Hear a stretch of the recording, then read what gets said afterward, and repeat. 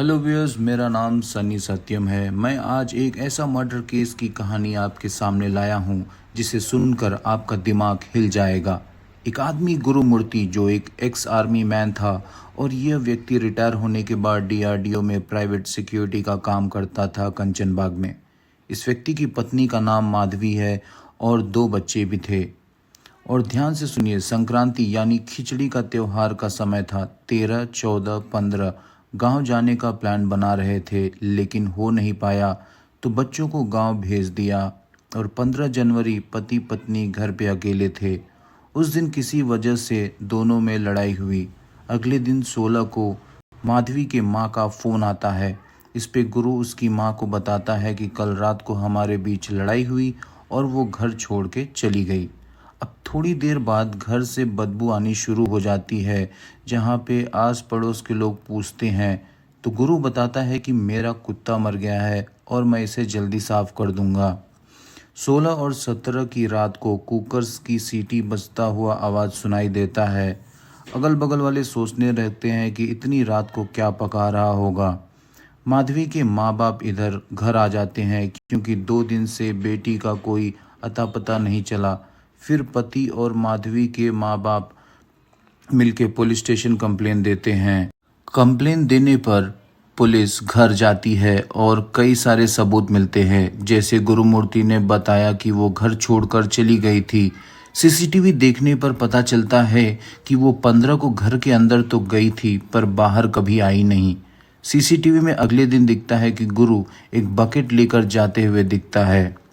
Police के अगल बगल पूछताछ करने पर सड़ी हुई बदबू के बारे में पता चलता है और साथ में नेबर्स ये भी बताते हैं कि रात को कुकर की आवाज़ भी आ रही थी 2 दिन से।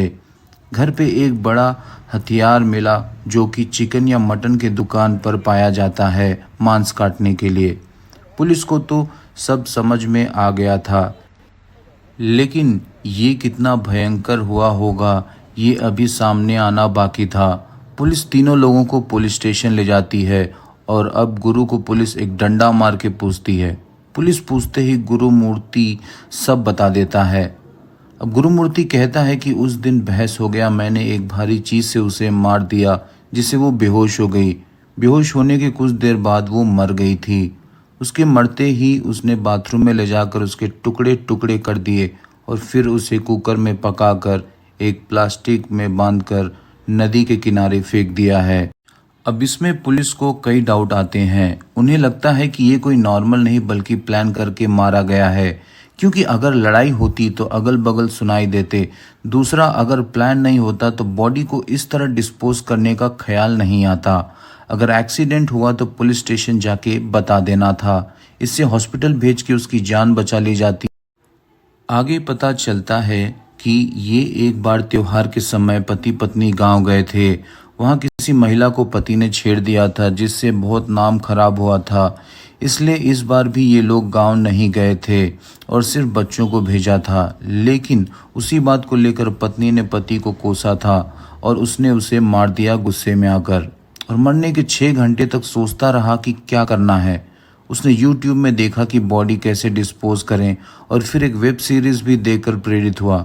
इसने बॉडी को पीस पीस काट कर उस कुकर में पकाया और उसे मांस और हड्डियां अलग अलग कर दी।